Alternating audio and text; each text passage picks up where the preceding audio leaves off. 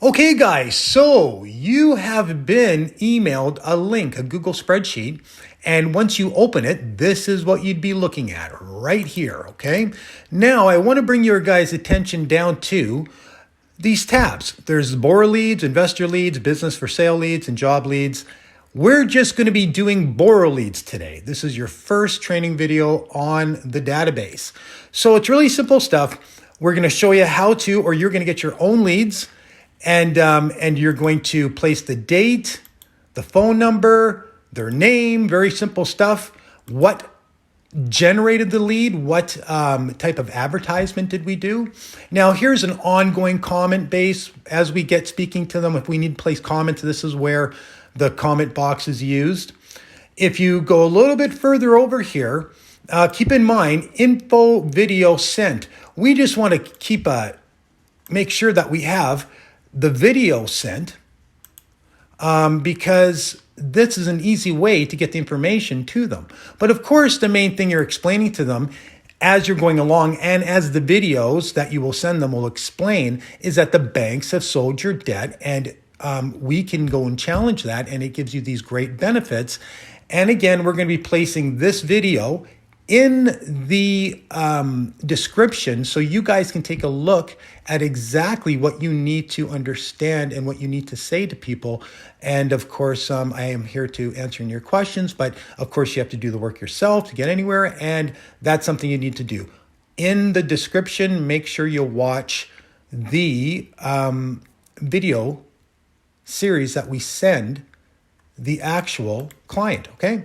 So now, of course, if somebody's asking us for a loan, very simple stuff, right? And of course, I mean, some of these people, I mean, they've been paying $800, interest-only payments for the last 3 years. So they're pretty excited to talk to anybody that's going to talk to them, okay? So, for example, we want to know if they have a job. Who are they employed with and how long have they been employed with these people? Very important. Monthly income. Of course, we need to know how much money they're making right now. So what happens here is you go along and you ask these questions. Now, keep in mind, total service payments and total debt. Once we ask all these questions here, which we're going to come back to these two boxes, that's where we put the total debt because we're going to find out how much they owe each one of their creditors.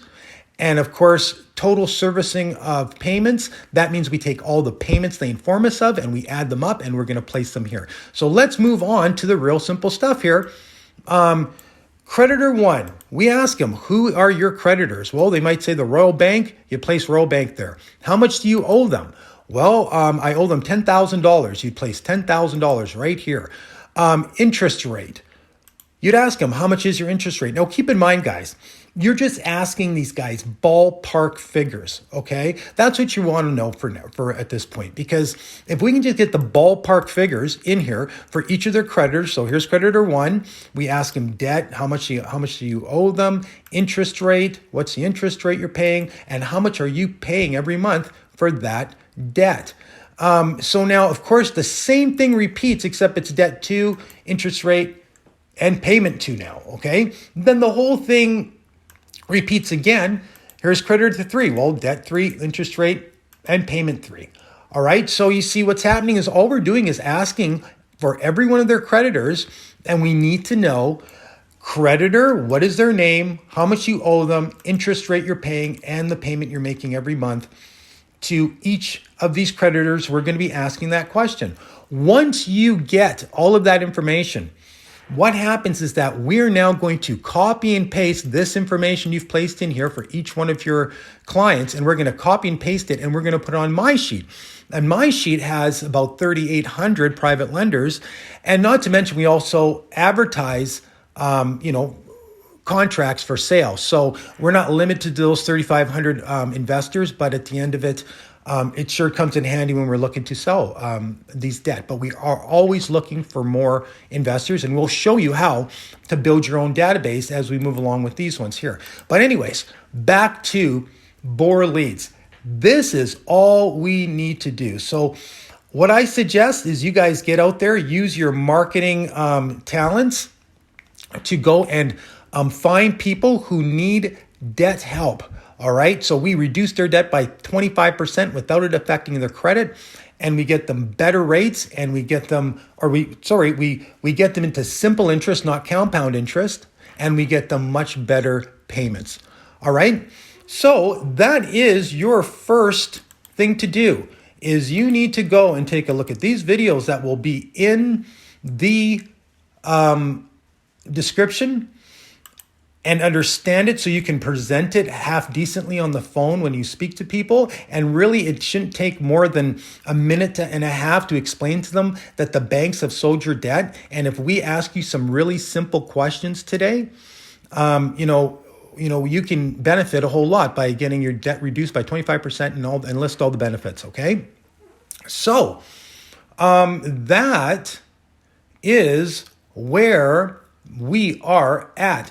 I also, as you know, am going to be, any of your leads you get here, I'm going to be recording my conversations with them and then giving them to you in order to use as training tools. All right. So it's progressive evolution here. We'll go piece by piece, but now you have everything you need to know and how to handle a borrower and where the information goes and why the information is going there is because we're going to take it and place it on my database. And at the end of it, we're going to sell that debt to one of the investors. But for right now, when you are speaking to a borrower, just go and follow the real simple directions we went through on this sheet, asking them these simple questions. And once you do that, you let us know you did that. Of course, we know you did that because this is all in real time when you're dealing with Google Docs. And good luck with that. And you guys have a great day.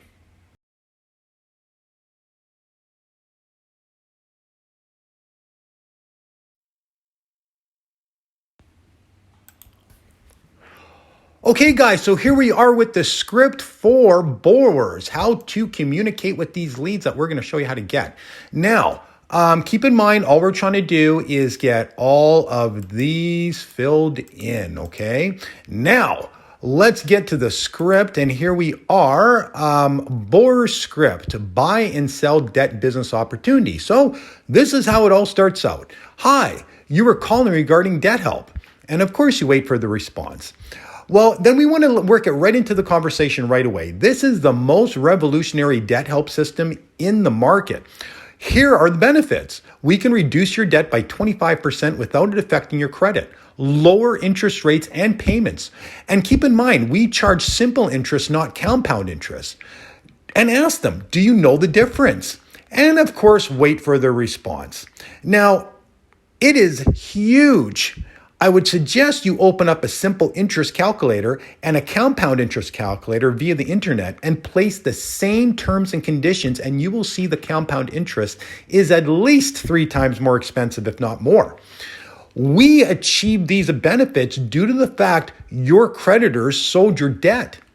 Are you aware your creditors could have sold your debt? Then wait for the response, right? Now, you got to work this right back into the conversation. If we ask your creditors, are you still in fact the rightful owner of the debt, or did you sell it? When you ask this question in partnership with a private lender, it is very powerful. You see, because the private lender is paying out your debt in full, they are expected to ask for proof of ownership of the debt. And we let them know this is great. This example, here's a great example of why. If I was selling you a car and I said, okay, it's time to give me the money, and you said, well, I can see, and you said, well, can I see proof of ownership of the vehicle first? And I responded, well, I don't have that, but give me the money anyway. You would definitely not hand over your money until I prove I own the asset. Now, the same premise holds true in the financing industry when paying out debts. A debt is an asset that can be sold. Now, with that said, to get started, all I need to know is who do you owe money to and how much your payments and interest rates are for each creditor. And now once we get asking them these questions and we let them know that we don't need any pertinent information like no social insurance numbers, no credit card numbers, nothing. We just need who do they owe, how much, the interest rate, and the payment.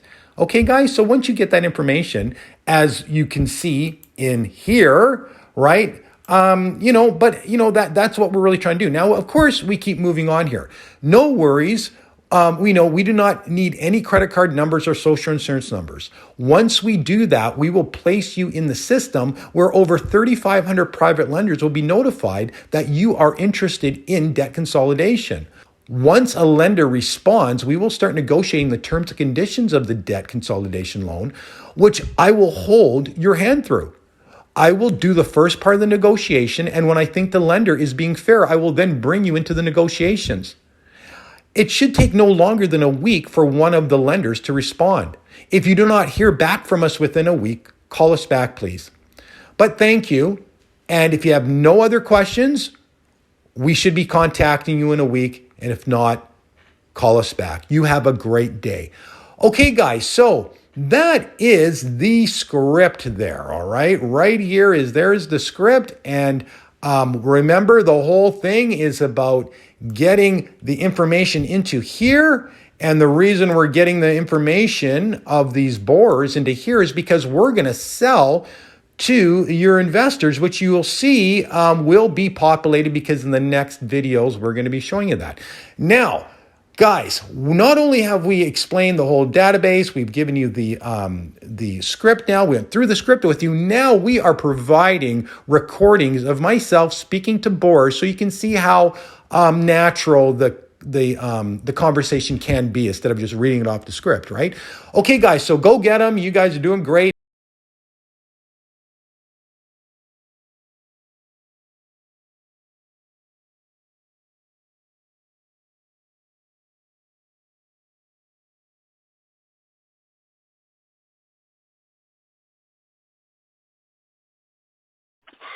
Okay, bud.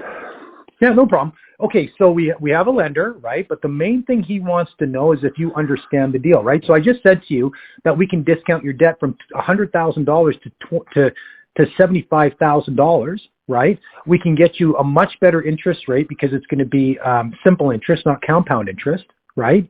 And we're going to be able to get you a low payment, that type of thing. Now, the reason we can do that is because we're asking the bank for proof of ownership of the debt.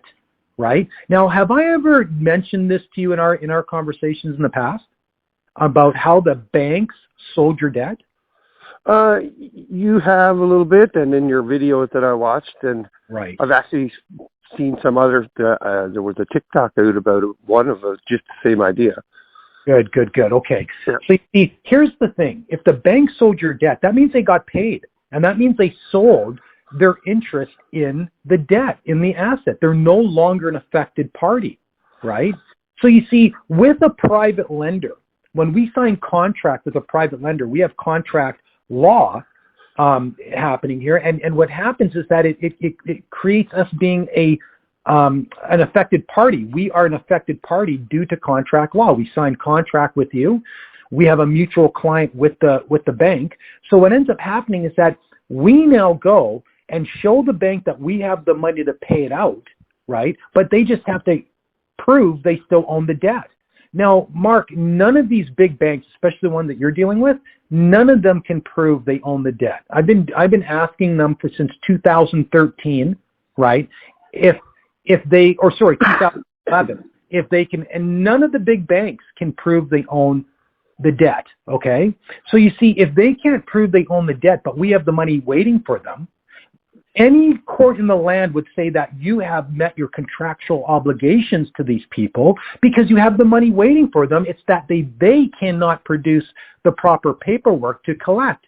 And keep in mind, proof of ownership of the debt is very simple. It's just a sworn affidavit by one of their chartered accountants stating that the debt still appears on the ledgers and has not been sold. Okay, so I mean, that's a very simple thing to do. They have many accountants working for them, right? And keep in mind, the Canadian Rules of Court states the exact same thing. That's why we ask it that way. The Canadian Rules of Court states that a sworn affidavit from a chartered accountant is verifiable proof that the debt is still owned, right?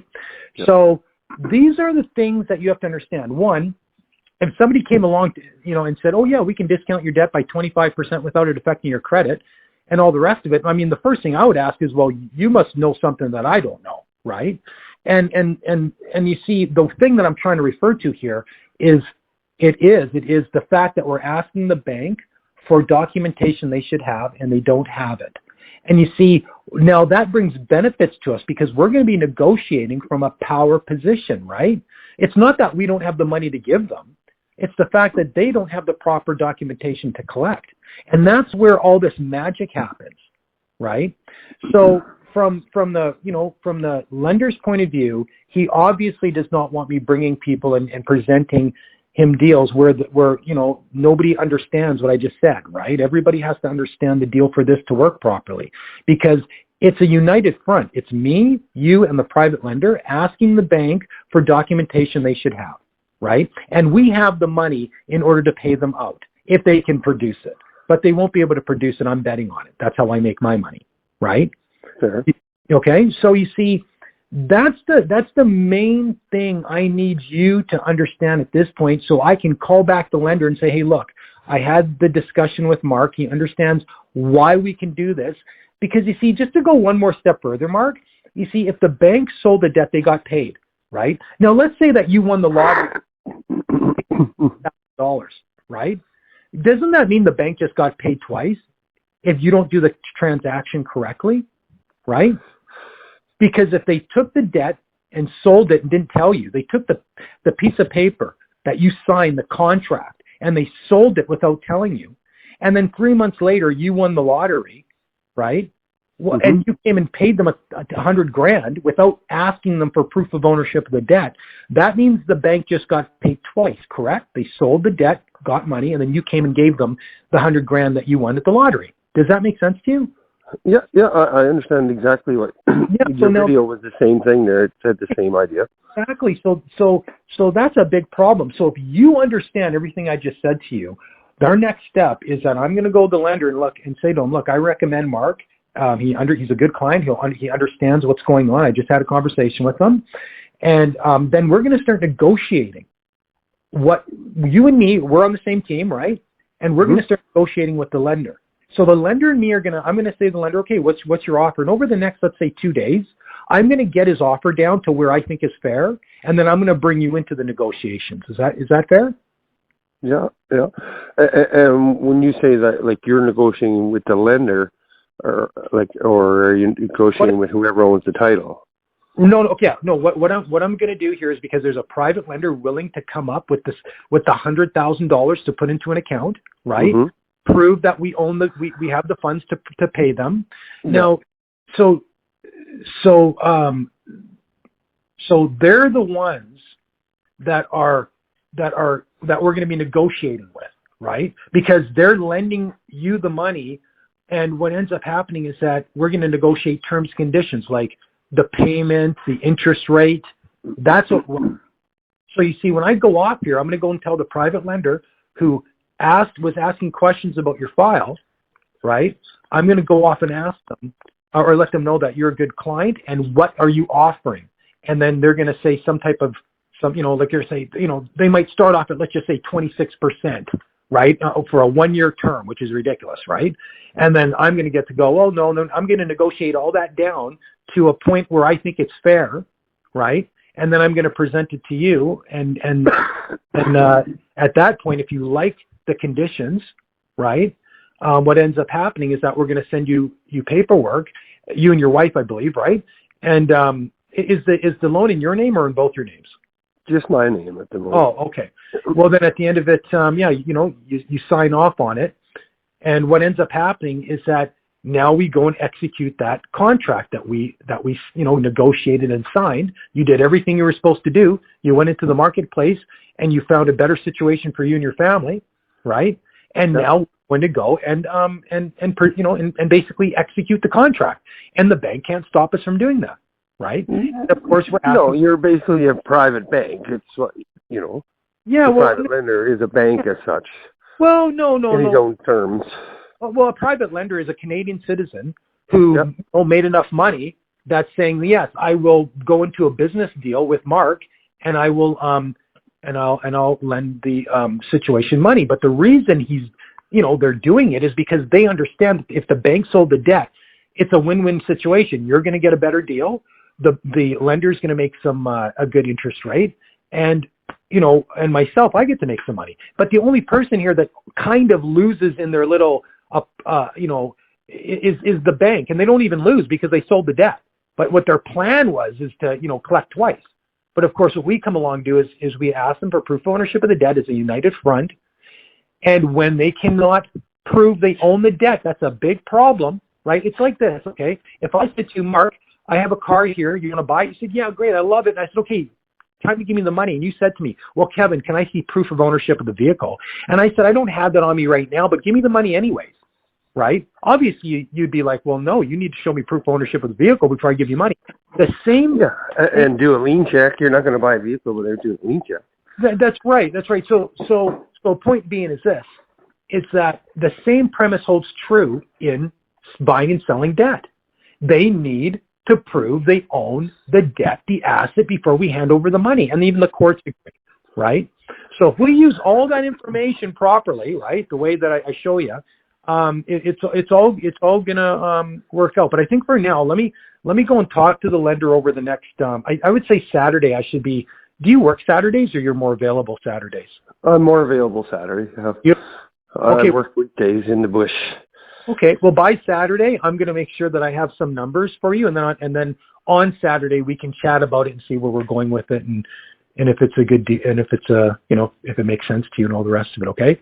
And I'm going to go extra hard for you, bro, because I see you at the Son. I know how hard you work, and I'm gonna work with this lender and see if we can get you even more than a 25% discount, right? Maybe we might be able to get you a 35 grand off, right? So let me see where this all goes. All righty? You bet, Kev. I really appreciate it. Yeah, no problem, Mark. Are you going to the sauna tonight? No, I'm in the cusp. Oh, okay. Well, you drive here. Have a great day, and I'll talk to you Saturday. Okay, Kev. Okay, you bet. Bye-bye. Thanks, sir. Bye-bye.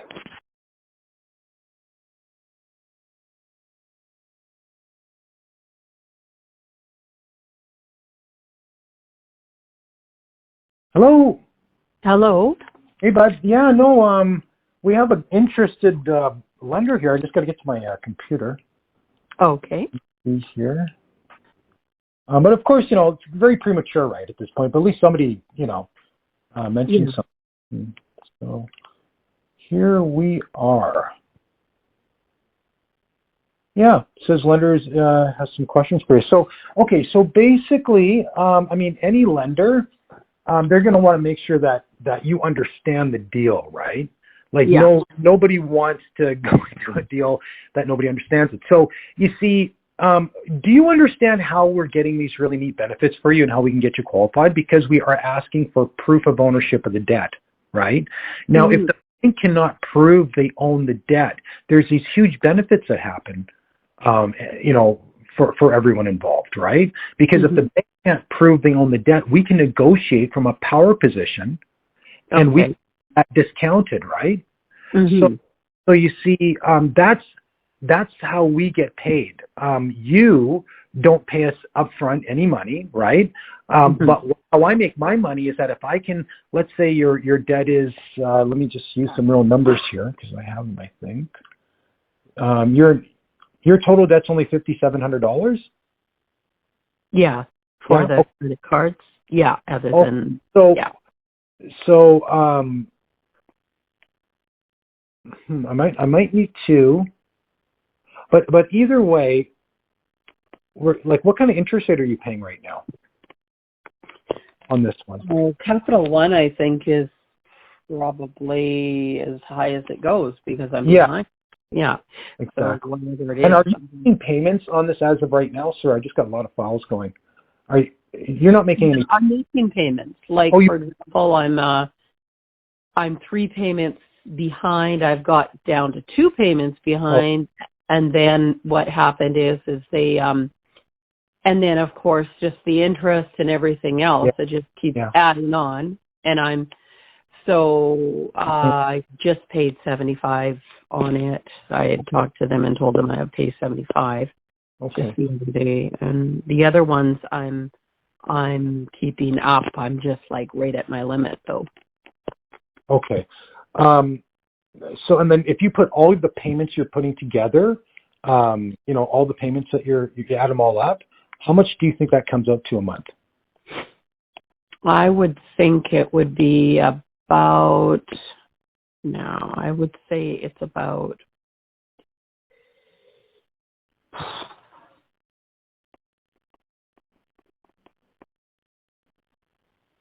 Like 300 a month, or? No, it wouldn't be that much. Okay.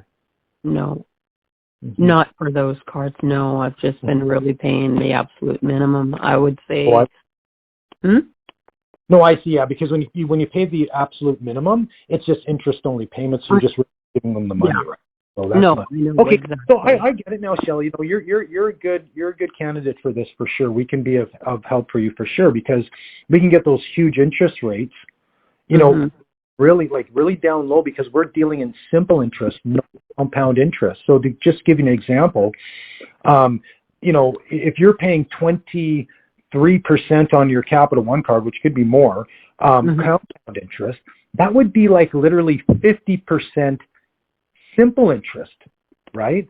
So when we bring it down to, if we can, and keep in mind, private lenders deal with simple interest. So if we can get them down to 18%, but that would mean simple interest, and that would mean that, you know, compound interest, you'd be bringing it down to like maybe 4.5%, 5%, from where it is now from the conversions, right? Yeah. When you do conversions. So dealing in simple interest is a whole lot better than dealing with compound interest. If you go and get a simple interest calculator and a compound interest calculator off the internet and put them side by side and put in the same terms and conditions, you'll be in shock on how much more you're paying with compound interest, right? But but with that said, the reason we can do all this for you is because we, as a group, that means you, myself, and the private lender, we're going to be asking for proof of ownership of the debt as a united front, because we, at that point, we would have contract together, right? At one point, you're going to, you know, look at the conditions and feel comfortable and eventually sign a contract, let's say. Well, we now have contract law. And we approach them and let them know that, look, we want to execute our contract, and we have every right to ask for proof of ownership of the debt, and we're doing that. And before you know it, when we do that together, this is how you can really, you know, better your situation with the high interest rates and that type of thing. And really, knowledge is power, right? So, you know, us giving you this knowledge, you know, that's what empowers you. The fact is that the bank could have sold the debt, and if we go and ask them the right questions, we can discount the debt, which allows us to make some money to give you the service, and it gives you a much better interest rate, right? What if they didn't sell the debt? Well, if they did not sell the debt, then we pay them out, right? You know, because you see, as a private lender, we're expected to ask for proof of ownership of the debt. We really are, right? So you see, you know, just so you know, I've been doing this for 29 years. And prior to 2008, we never did ask the bank for anything, because 2008, there was that big crash, right? Yeah. So the banks admittedly said the reason it happened is because they were selling debt irresponsibly to the world market. And so by 2011, us private lenders were like, that had been around for a long time. We were like, we probably should be asking these guys for the same documentation that we'd ask anybody else for now, right? So from 2011 to 2013, myself and a bunch of guys, other investors, that private lenders that have been around for a while, we went and did our own debt and our family's debt and everything, and found out, geez, they can't prove the debt. And so then what we did is, by 2013, we brought this to the you know, marketplace as a service, a Canadian, you know, the Canadian marketplace as a service. Hey, come and get much better terms and conditions with your debt, right? And you know, so that's where we're at with that. But just so you know, none of the big major banks have we ever, in all that time, have they ever been able to prove they own the debt still. Because all the major banks, what they're doing, they're securitizing the debt. And that means selling it to the world market, and then they're servicing the debt. So if you get a contract with you know, let's just say BMO, whatever, and a lot of people believe, well, I've been sending my payments to BMO for the last 3 years, so they still own the debt. But that's not true. You can service the debt without owning it. And service the debt just means that you can collect payments, and you can give statements out and speak on behalf, right? And service the debt. So, you know, that's where the real power comes in. It's the fact that you and myself and the private lender, and we're pretty versed in this, myself and the private lender, but we got to get you to the point where you go, oh my God, I get it. If I, you know, financing 101 here, says they should be able to prove they own it, right? Yeah. Yeah. And so when I go down that route, wow, when we're asking him, and then of course we ask, we have all the emails you need to send them. We have all the documentation. You will need to serve your creditor, right? Meaning just registered mail. That's all it means. And we have the documentation for you to send to them. And it's just, you're serving them, letting them know that, hey, Kevin has authorization to speak on my behalf in the capacity of a debt consolidator, right? And here is the condition we're asking, right? I need proof of ownership of the debt. So, and keep in mind, we do record all of our conversations with, your creditors, and then we send them to you, so you know exactly what's going on. You hear the actual conversation, right? Oh. Yeah, we keep you really up to breast, like up to speed here. Okay. Okay. Yeah. So, if you followed everything I just said and you concur with everything I just said, then what I should do is call the lender and go, hey, look, you know what? You put on there's a little place they put their remarks. They just want to make sure that you understand the deal. And I want to go back to them and tell them that she absolutely does understand the deal and she does want to go forward because she understands we're going to be asking for proof of ownership of the debt, right? Yeah. That's how she's getting these wonderful benefits, right? So if you can concur with me on that, I'm going to call the lender and say, hey, yeah, and then what we're going to start doing is negotiating with him. Okay. To see what he wants to offer, right? Because it's not a big corporation; it's a private individual, right? So I'll start negotiating first with him, so I know what's fair in the marketplace, and then get closer to where I think is fair. Then I'll bring you in the negotiations, and we'll figure out from there. So if you leave me alone with him for probably the next 36 to 48 hours, right? I should have a ballpark figure for you to come back to you and tell you where we're at. Okay. And just so I understand this, so let's say, they sold the debt and you've proven that they have, so they have to bring it down to simple interest, as you said, as opposed to charging me this huge amount.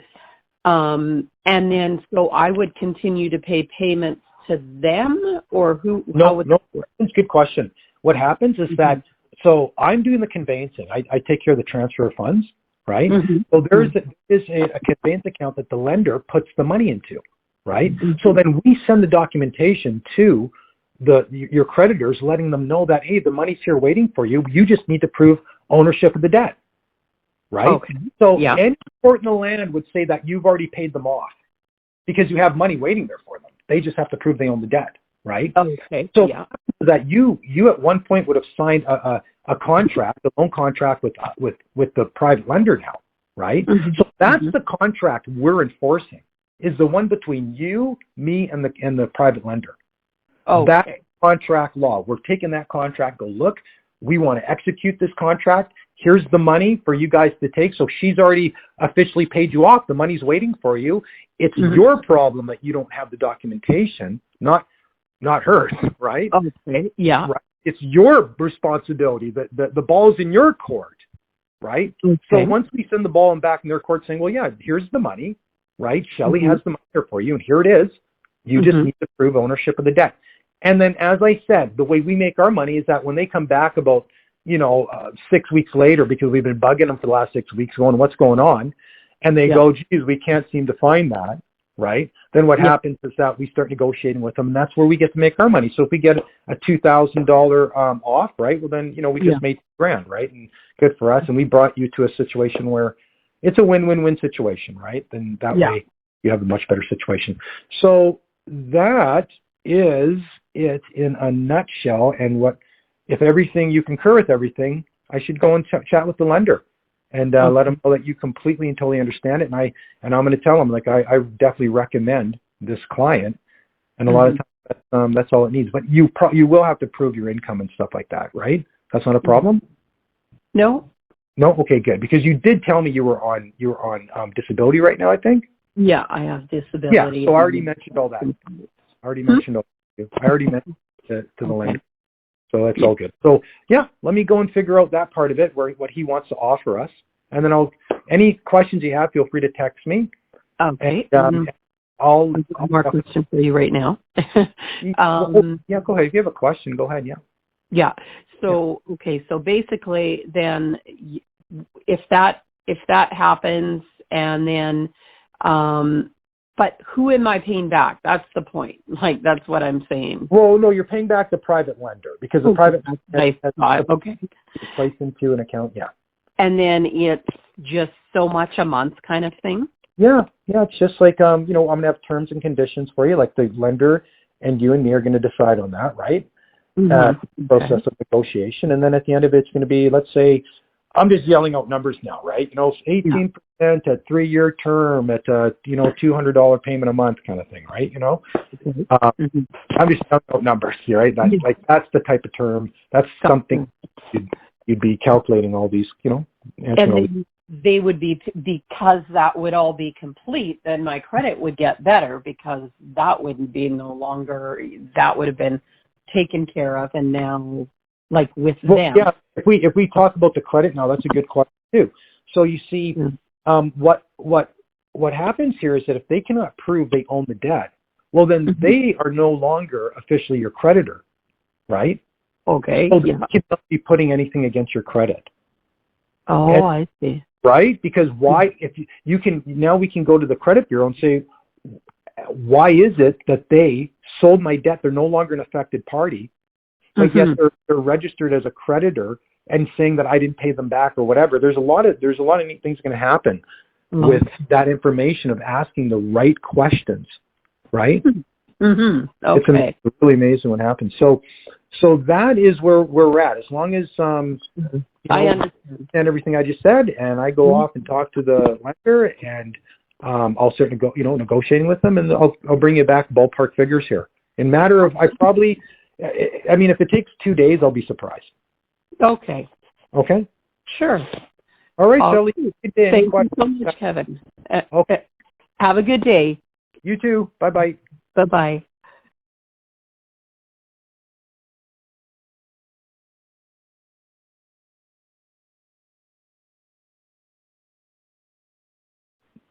Hello. You can, just go through it, and then if I have anything in mind, I'll let you know. That's okay. Perfect. Okay. So basically, you understand proof of ownership of the debt, right? You understand that concept. It's very important to understand that. So we're going to be sending your creditors, basically serving them, letting them know that, you're asking for proof of ownership of the debt. You have a private lender, and they're ready to pay out the debt, right? So it also is going to authorize us to be speaking on your behalf in the capacity of a debt consolidator, okay?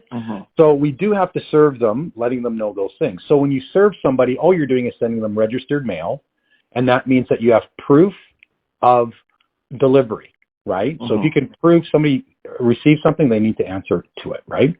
Yeah. So at that point there, you got to remember, it was pretty spelled out pretty well in the contracts, but so our main objective is to place the monies into a conveyance account, right?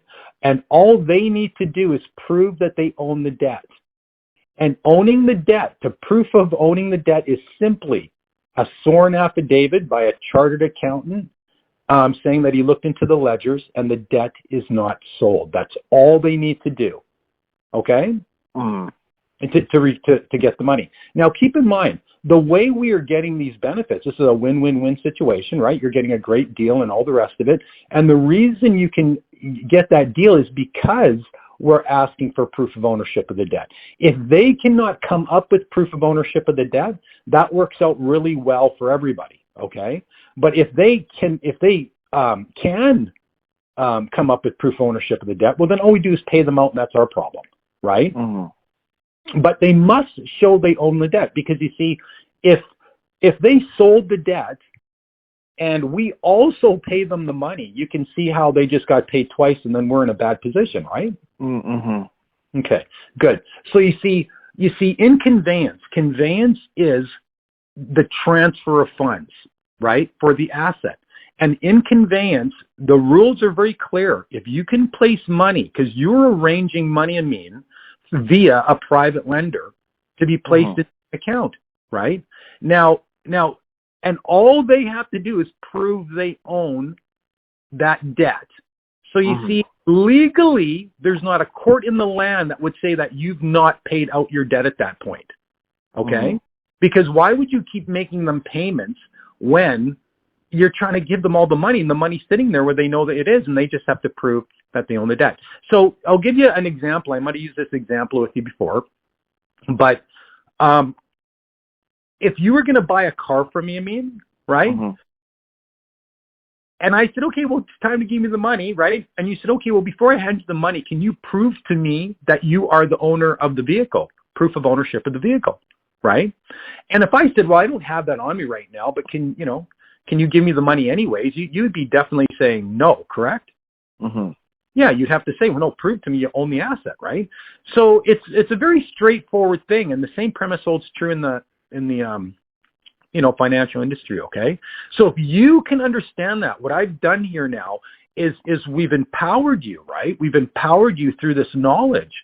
And if you have this knowledge and you're speaking to any of your creditors, you have every right to ask them, well, guys, I mean, why can't you come up with proof of ownership of the debt? Why is that so difficult? Because you see, what they're going to try and say is, oh, well, we showed you a statement, right?